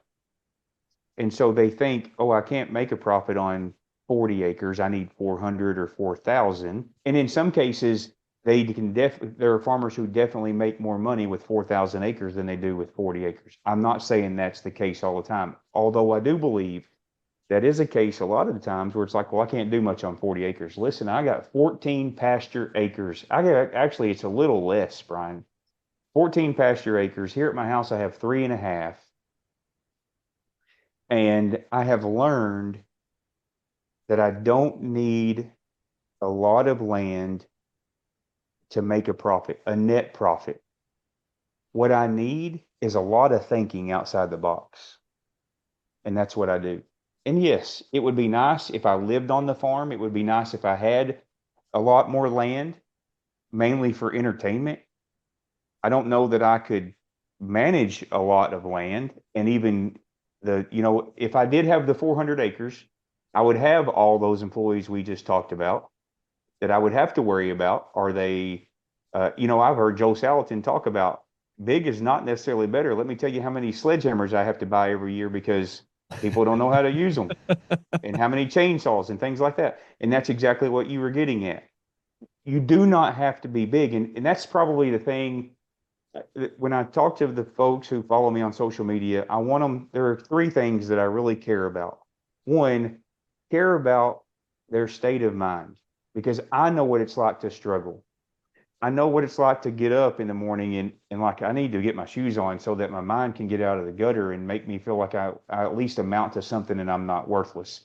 So I care about their state of mind. I care about their numbers. I want them to pay attention to their numbers. And most of them don't care to do that. But I want to teach them how much more fun farming is when you know your farm's making some money. And then the other thing I want them to know is you don't have to have a lot. You don't have to have a lot of land to be a farmer. You don't have to have a lot of land to be a farmer that makes a net profit. So those things are near and dear to my heart, and you'll see that in my content. People think we've got to be big to make money, and that is ask the dude mowing those bank lawns. That's not, I guarantee you, it's not the case. There's another fella I know from Arkansas. Pretty sure he's from Arkansas. Little town called Cotton Plant, Arkansas. Gentleman named Adam Chappell. I listened to him speak a couple years ago at, I think it was Soil Health U. He'll probably call me and remind me where it was. He said he passed on a quote that his grandfather told him. He said it's a lot easier to get big than it is to get small. And, since the 80s in ag, we've been following this get big or get out mentality. And, we're roughly the same age. You're just a little younger than I am. That's okay. We'll let that one slide. But since the 80s, it's been get big or get out. Well, we're on this treadmill of getting bigger and chasing decreasing returns and smaller margins and having to increase turnover with getting more acres in order to make up that shortfall. And I go back to what Adam said. Yeah, it is easier to get big than it is to get small. You can't tell that guy down the road that's farming 2,000 acres, hey, you should maybe give up half of that, reduce your workload, quit planting corn and go do some cover crops or, some other kind of crop that might bring in a lot more money, but slightly more labor intensive. It's hard to tell him that when he's got a banker going, hey, buddy, you need to plant 1,800 acres of corn this year because, 250 bushel year yield average, and that crop better be insured. So if it does fail, we get paid. Who's making the call on your farm? Mm-hmm. I mean, it if you don't want somebody telling you how to farm, why are you letting everybody tell you how to farm? That's right. And That's right. and every time, we see these farm sizes increase. It was a trend through the 50s and 60s and 70s. And when we hit the 80s, everything just hit warp speed. And with it seems like with every innovation, right? We're reducing labor on the farm, moving those jobs to town, a factory or in an office or in a bank somewhere, or to the seed dealer or the tractor repairman. Farms are getting bigger because we've got machinery that can be, they're more efficient. They can replace manpower. Well, that's just other guys you got to pay. I mean, you think about how many people farm the farmers. Your typical corn, wheat, cotton, soybeans guy. You know, he's got to pay John Deere. He's got to pay the tractor dealer. He's got to pay the implement dealer. Got to pay the agronomist. Got to pay the seed dealer. Got to pay the herbicide salesman. Got to pay the pesticide salesman. Got to pay the fertilizer. Got to pay the crop sprayer guy. Got to pay the agronomist. Got to pay the crop consultant. Got to pay the irrigation guy. Oh, and then we're going to give 5% to the bank. Who's running your operation? You know, guys like you and I, okay, where we try to raise everything on the farm, sell direct to consumer. There ain't anybody between me and my customer. And there's very few people between me and what I need to produce my product. Like get those people out of your supply chain. Get Mm-hmm. people out of your supply chain that are parasites because we Yep. don't need them. No, we don't need them. If you start thinking about that which brings the stress to your life and figure out how you can do away with that, a lot of those people you just mentioned will be the first ones that have to go. Yep. I mean, if we get off on the wrong foot, and I did this when I first started farming, you get off on the wrong foot, it's hard to get rid of them. You You notice over get, the last 3 years, all them guys got brand new pickup trucks? Huh. Ain't that funny? mm-hmm. What are you driving? Exactly. Not one of those. That's right. I am driving a 17-year-old diesel pickup because I can't Yeah. afford anything newer. No, and I want something. I want the trucks that they're driving. But that's. I see your point there. Those folks stand between you and your net profit, and then they show up and you see what they're driving, and at some point you've got to tell yourself you paid for that vehicle for them. Yeah. Yeah. Yeah. I like being small. I do. I want to make more money. I'm not going to lie to you. I want to make more money. I want to do people right. I'll tell you, you a small farmer like me, you struggle to make a profit on eggs, even selling them at the price I sell them. And what people who get mad, and there are some who probably get mad because we're selling them for $7 or $8 a dozen. What they don't realize about eggs, you can factor in all these prices, all of these costs, your inputs. What they don't realize about eggs is none of those inputs change when your egg production drops. And so you're now getting half the amount of eggs with the same amount of inputs and you're charging the same amount because they're not going to let you double the cost of them. It's not how eggs work. It's kind of like, gasoline is probably a nuisance to gas station owners, especially with pay at the pump, because gas prices change so often. Well, it went down today. Yeah, well, I paid more for it yesterday when I bought and filled these tanks up out here. And then today my price drops. And what do you have to do? Sell gas for less than you bought it for. I think But it's okay. margins on gas are horrible for a gas station. They make their money when you go in and you pay $2 for a 44-ounce pop that they've got about 12 and a half cents in. At the not even the pop that you open, because those I don't know that they're making profit on those.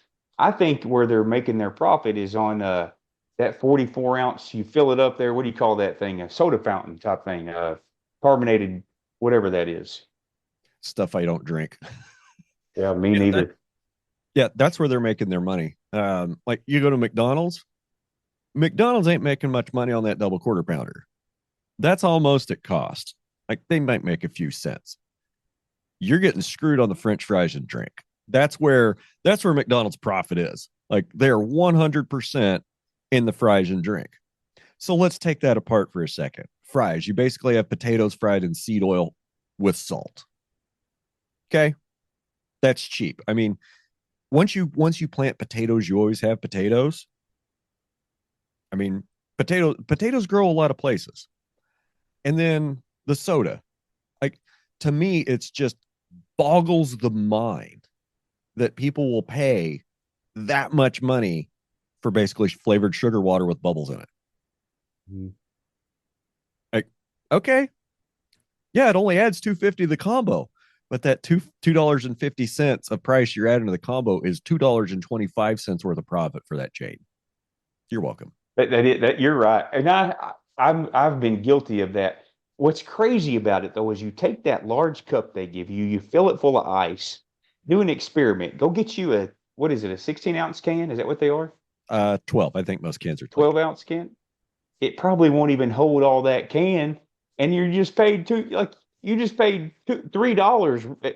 you go to a restaurant, you're going to pay $3 for your drink, and you probably aren't going to drink more than the 12-ounce. The ice is what's getting you. McDonald's isn't screwing you. The ice in that cup is what's screwing you. Yep.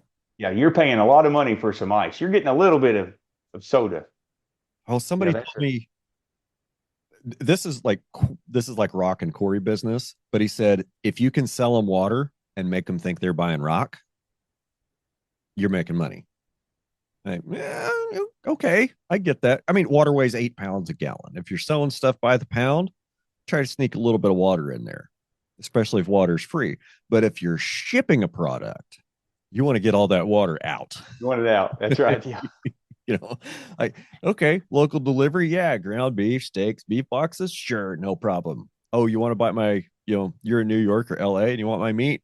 Yeah, you're probably getting a beef stick or jerky because I don't want to ship water across the country. Yeah. Yep. Right. Um, where are we at here? So somebody asked me recently, how much do I need to be selling my beef for? I don't hate that question, but it makes me cringe when they say, "Hey, what do I need to be selling my product for?" And I used to ask that question until I've learned, and I did a lot of my learning comes from reading material from other farmers. I don't always agree with them, but at least I know where they're coming from or how they're thinking. And when people ask me, "Well, how much do I need to sell my drink for, or whatever it is, my ground beef or my eggs or whatever," my first thought is you're asking the wrong question. And maybe they need to know that when they ask that, they don't realize it because at one time I didn't realize it either. But a guy just this morning asked, how much do I need to be selling my grass fed beef for? Okay, for one, it doesn't matter if it's grass fed or not at first. What you need to know is how much do you need to make? Okay, people used to ask me, "Hey, I'm thinking about going in the insurance business. You got any advice for me?" And this was what I would tell them: how much money do you need to make in a year? And they might say, let's just say hypothetically, $100,000. Okay. That's probably too much, but just for the math, let's say 100,000. So then I would break it down to them and tell them how many policies they would need to sell in a month, in a week, in a day, in order to make $100,000 in a year. I would bet money that none of those folks went into the insurance industry because they knew ahead of time what it would take for them to make the net profit that they needed to make, or in that case, maybe the gross profit. So they go into it, especially in farming or any kind of small business, they go into it without ever knowing what it's going to take to make the amount of money that they need to make. Just like with this guy and his grass-fed beef. Okay, my what I told him was you need to know how much grass-fed beef you have. So I have 3 beef coming back from the processor in a couple weeks, and the first thing I'm going to do is count or look at my inventory and then determine, okay, where does my profit need to be on all this beef? You can't just pull a number out of your hat. I did that. And in October of 2000 and so Brian, this is 23, 22, 21. In 2000 of in November of 2021, I put this is when I really learned this what I'm about to tell you is why I'm so adamant that we pay attention to our numbers. I sat down at my kitchen table in here and I put a pencil to my numbers or to my business, and I realized how much money I was losing, and I was in the hole over 30 grand because I wasn't paying attention to my numbers. I didn't count my inventory before I sold anything. I just put a price on it. Like, well, what do you think you need to sell it for? I don't know. What's it sell for in the grocery store? And then you you put a number to that and you think, okay, well, I'm gonna sell my ground beef for $4 or $5 a pound or whatever. And then before too long, you're $30,000 in the hole. And I was sitting there and I thought, if this is the best I can do, I'm done farming. Done right then. If I can't do anything better, I'm done. And it hit me. If you don't know what you have no idea how much you need to sell it for. So I started doing an inventory on whatever product I have, whatever it is. If it's chicken or beef, and I learned this is my number for selling these 3 beefs that I have. They come in and I get the beef back, and I already know what the live animal was worth. The live animal, what's it worth? And the worth is everything. It's whatever that you have into that cow, whatever basically for maybe in layman's terms, whatever you could get for it if you sold it at the auction. Let's just say that. That's what the animal is worth. Maybe worth more if you're selling it direct to consumer. But for the sake of this conversation, let's just say at the auction. Okay. Okay. That animal comes in and it's worth $1,000. And then maybe not today's cattle dollars, but let's just say $1,000. And then your processing was $600. And then let's just say you got $200 in travel. So you're at $1,800, and you do the inventory on all the beef you get from this cow. And I wish I had known, nobody told me this. I'm not the only person who knows this. But there was no Nick Gann out there telling me this before October or November of 2021. There was no Nick Gann yelling at me like my friend Lindsay says. I'm in her face telling her. She's like, every time you talk to us, you're always up in our face telling us something. That's because nobody was in my face telling me, quit selling your ground beef for $4 a pound. You're going to be $30,000 in the hole. And so I'm telling people, anybody who's willing to listen, who's selling their stuff, especially from their farm, because my heart's desire is to be a farmer, to be a rancher, to take care of live things, whether it be a live tomato plant or a live calf or a live chicken or a livestock guardian dog. And so you take your inventory and you start pricing it at what you think that you want to sell it for. And then you add all that up. Remember, we were at $1,800. You add all that up and you're at $1,900. It's easy, Brian. You're not selling it for enough. You made $100. Is that the best you can do? Matter of fact, Oh, there's a lot of guys going to the barn that'd be happy to make $100 a head. okay, that goes back to the value of the live animal.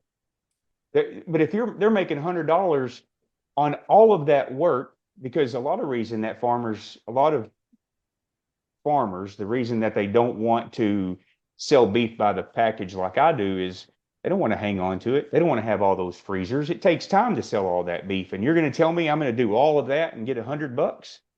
Then you go back to your numbers and you say, okay, well, I can't sell my beef for $5 a pound.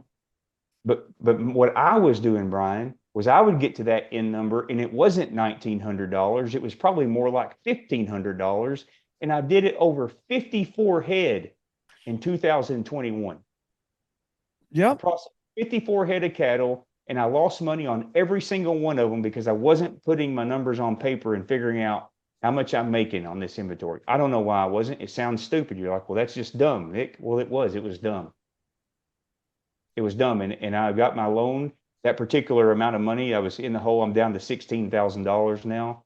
And every month when I make payments on that, I think, you know what your farm could be doing with the money you're paying for that loan that you didn't have to have, that debt, let's call it debt, that debt that you didn't have to have if you had just paid attention to your numbers.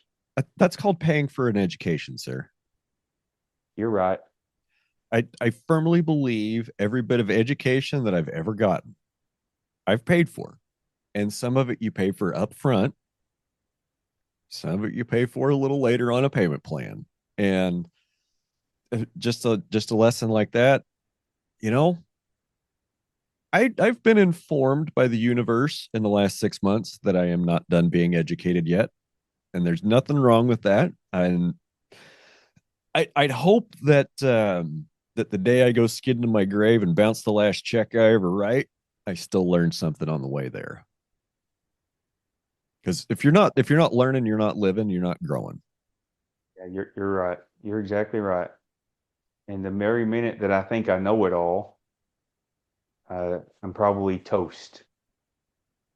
I You think know, when you get to the point where you think you know it all, if you say that out loud, the universe has a way of correcting you rapidly.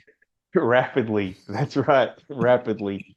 So let me let's finish this up with just a, if you don't mind. The last thing that I want to say is I'm honest, and people tell me all the time, folks who follow me on social media, they tell me all the time that they appreciate my honesty, that I tell them, like I'm just like anybody else. And I'm okay with telling you that I struggle in the mornings, that I had to change up my routine to get out of that funk because I went through a funk. It was bad. I didn't know what I wanted to do. This was just this year.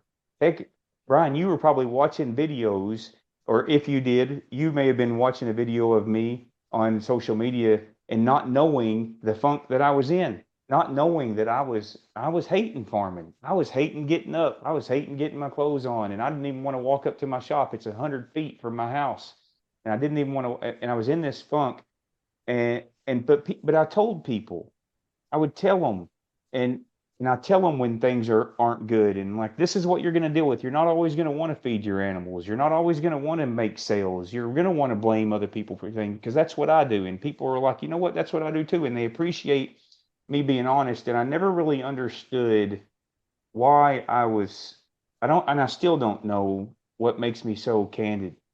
I used to write a blog years back, and that's what it was. It was basically I started out writing a journal every morning. A guy had told me you need to write a paragraph every morning about the person you are, the person that you want to be. And so I started writing this little paragraph every morning. And then one morning I thought, why don't you just post it, make it into a blog? And so I started doing that, and it took off. It got very popular, and it was just about me and the stuff I had to deal with in life, being a step parent and struggling with, like a bad financial decision or just things where I like regretting saying something, you don't keep your mouth shut and then you got to pay for it. And so I've always been honest. And today I was reminded of a situation when I was in the 10th grade. I was in science class and the teacher asked me a question in front of everybody. And I said, I don't know. He asked me a question for something about science, and I just replied and said, I don't know the answer. And he stopped class and he said, one reason why I like you is because you're honest. And I haven't always been honest. I've done things and I've lied and I haven't always told the truth. But what I'm getting at there is it's something people appreciate. Like just knowing like knowing the stuff you deal with, it's helpful to other people. And when people know that I'm a farmer and I struggle with things that they're a farmer that they struggle with, they appreciate it. It's encouraging to know that we're not alone. Yeah. Yes, it really is. And I think that's one of the cool things that, has happened over the last 5, 6 years and really got accelerated over COVID is social media use and people using social media, especially different platforms. Like, as, as much of an evil time waster as TikTok is, it's a fantastic medium for connecting like-minded people and sharing a lot of ideas really rapidly. Like, there's no other social network that's really replicated that or been able to do that. But then again, there's also interactions that we have on platforms like Facebook and Instagram and LinkedIn and Twitter with folks that you can't have on another platform. So I mean, every one of these platforms, they kind of have their own niche, but it it's very refreshing now that a lot of these echo chambers are being broken and it's a lot more acceptable to talk about things like mental health, and it's acceptable to admit that you're not doing okay or that you're struggling and to talk about it. That's become a lot more acceptable in the last couple of years, and I'm grateful for it. I'm not very good at it myself. When I have a tendency to struggle, I mostly do that. I mostly internalize that and I try to process that internally. That's just who I am and how I was raised and how I learned to do it. I think it's great that that we have this. Seems like there's this whole generation about ready to hit the workforce that are in touch, that don't have a problem talking about what they've screwed up or talking about that they might not, that they don't know everything and they're willing to seek knowledge. I think I think that's a good thing. Um, and then on the other hand, there's all the evils of social media, which don't need to spend. I don't think we need to spend a whole lot of time on that. I mean, it can be a huge time suck, and there's if you use it incorrectly, like any other tool, I think you use it incorrectly, and it can do a lot of damage to you mentally and emotionally. You know, there are so many things, and social media gets a bad rap, but there are so many things that fit that category of this can be really good or it can be really evil. Just like we talked earlier, your farm can be really good or it can bankrupt you because you're not paying attention. Social media can be really good or it can tear your life apart because you're not paying attention. And, and one thing that I've tried to be lately being in the last couple of years, is self-evaluate. Like, how good of a person am I being? Am I I'll tell you, my integrity over the last couple of years has greatly improved. I know that sounds crazy, but a lot of people deal with lack of integrity. And I was one of those people. And you don't want to tell people that. You're not gonna, especially when you're dealing with it. But there's so many aspects of life that can be just like social media. It can be really good or it can be really bad. And we have to pay attention. Yep. All right. Last thing I want to know about you, Nick. What'd you do Hmm. in the Air Force? Say that one more time. What'd you do in the Air Force? I was my in layman's terms, I was sheet metal. I did body work on airplanes, which was two jobs actually. You would either fix problems with the metal or you painted airplanes. So it's just like body work. You take a car in and it's got dents in it. Well, you might fix the dent. Maybe it's cracked or something. You might fix the crack because airplanes crack a lot because of speed and stress. And then you also would need to maybe paint something. If that panel that you just fixed, you had to sand it and fix it. Well, it needs painted now because the Air Force is big on corrosion control. So most of my time was spent in what we called the paint barn, and I painted F-15s. And I loved it. Matter of fact, the hardest, uh, the toughest decision I've ever had to make was whether or not to get out of the Air Force. It was so stressful. I didn't know what to do. I didn't know what was the right decision for me. And I just remember being so stressed. Because you can't, there's no going back at that, especially at that point, there was no going back. You get out, you're done. And I chose to get out. And I don't regret it. So you would have got out for your first, you would have got out what in 01, 02? Yeah, so I was due to get out in October of 2001. How'd that go? I it didn't. I was my 4 years was up in January of 2002, but the way, you know, time off or paid leave or whatever you call that, Yeah. the way that works is if you have that, well, you get out early. And so I had a lot of, what did we call that, Brian? Just leave. I mean, that's what we called it in Leave. the Navy. It was just Leave. Yeah, leave. So I had leave built up, probably 60 days worth. I think that was the most you could build up. And so I started my out processing, and then 9/11 hit, and there were certain fields that were critically manned, and mine was one of them. And they came to me and said, "Hey, you can't get out." And I thought, here, this is what went through my mind.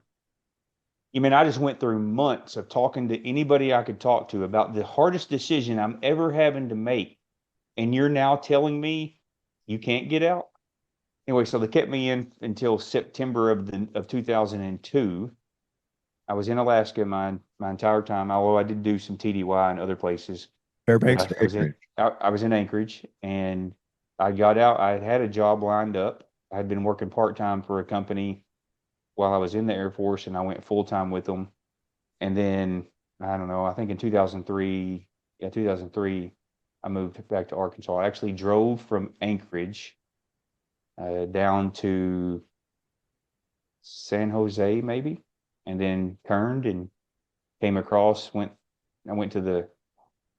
Uh, I think I got on 40 somewhere near like the Grand Canyon area and all the way across the Little Rock. Took me. I wasn't in a hurry, Brian. Took me 21 days.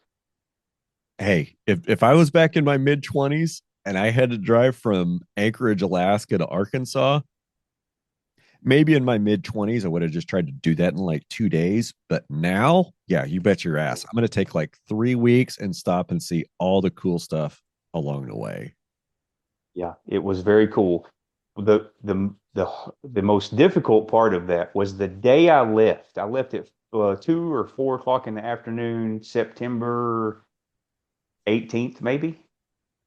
And I drove. You have to go north before you can go south to get to the Canadian border. And not far into Canada, I hit snow so thick you couldn't even tell where the road was, and nobody else was driving around up there, so there were no tracks to follow. And I'll tell you, it was stressful. My tank started getting low, and it's dark, and there's snow everywhere. And September 18th, I made it through that night though, and if I made it through that night, I can make it through anything. Because I'll tell you, there was nothing anywhere. And I finally hit this gas station that had a couple rooms in the back, so I was able to get gas and get some sleep. Now, now that was like early 2000s. That was before smartphones. That was when, if you wanted directions, you had to go on the internet to MapQuest and get your directions and then print that shit out and carry a folder of printed papers with you and maps like some kind of pirate. Yeah, that's right. That's right. I had an atlas. I had an atlas. And if you Yeah, got off that route that you had MapQuest directions for, you better pray to God your dad taught you how to read that Rand McNally Road Atlas or you were screwed. that's right. Because you didn't print those papers off. Nope. No, I didn't print that road. Yeah, it was crazy to run into that much snow that early. And I remember being very worried because my gas tank was getting low. And I just thought there's no one anywhere. It was so low and almost on walk. Well, I'm glad you made it. Yeah, me too. Me too. All right. We got to wrap this up. It's been a lot of fun. I want to come visit you in Arkansas. I want to see what you got going on down there. And when I come, I'm going to bring my matches and I'm going to bring my drip torch. Your matches and your drip torch. Yes. And we're going to talk about fire. Okay. I just a few minutes before I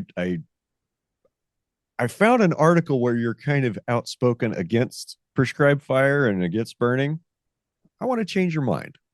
We'll work on that. Okay, we can do that. Hey, I'm open-minded on a lot of things. Very few things am I closed-minded on.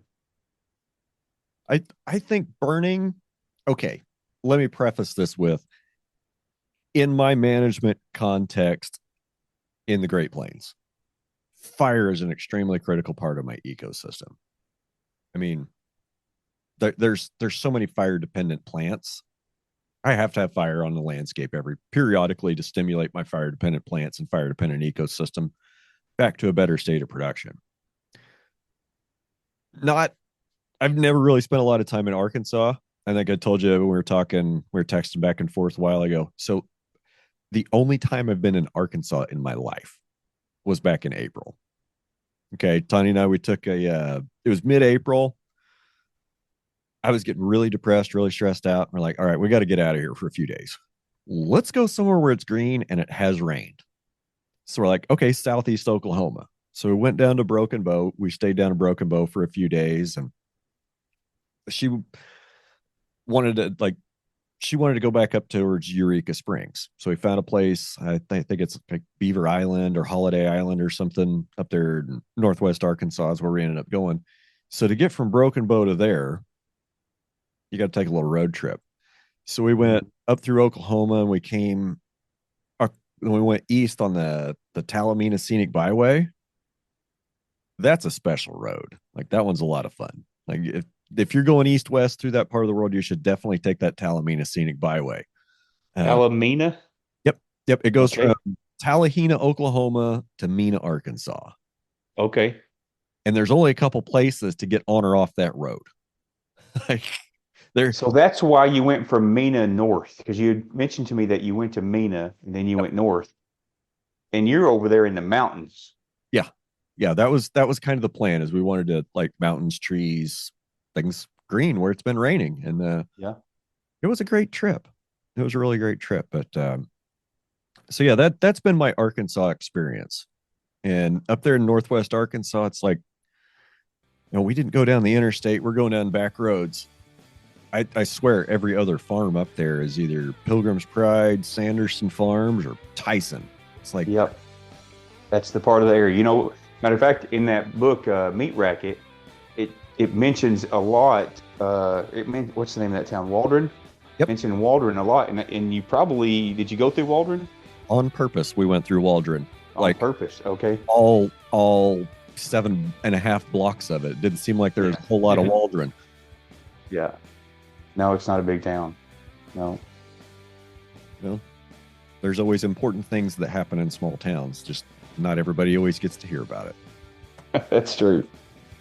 All right. Nick Gann, I really appreciate it, man. It's been a hell of a lot of fun. Yeah, I had a good time. I'm very grateful that you asked me. I appreciate it. And I hope that I have something to offer that doesn't bankrupt your podcast. Dude, I had like a whole page of questions about your farm that I didn't even look at, so we're fine. Good deal. All right. Appreciate you. Appreciate you being here. And all those you out in podcast land, go have a great week. All right. Thank you, Brian. Yep. See ya. If you enjoyed this episode, don't forget to like, share, and subscribe to our podcast. We'd also love to hear your thoughts, so leave us a review if you haven't already. And don't forget to check out the Q&A and the polls on Spotify. Your support helps us bring more enlightening conversations and fresh stories from the world of farming and ranching. Thank you for listening to Ranching Reboot, your favorite regenerative ag podcast.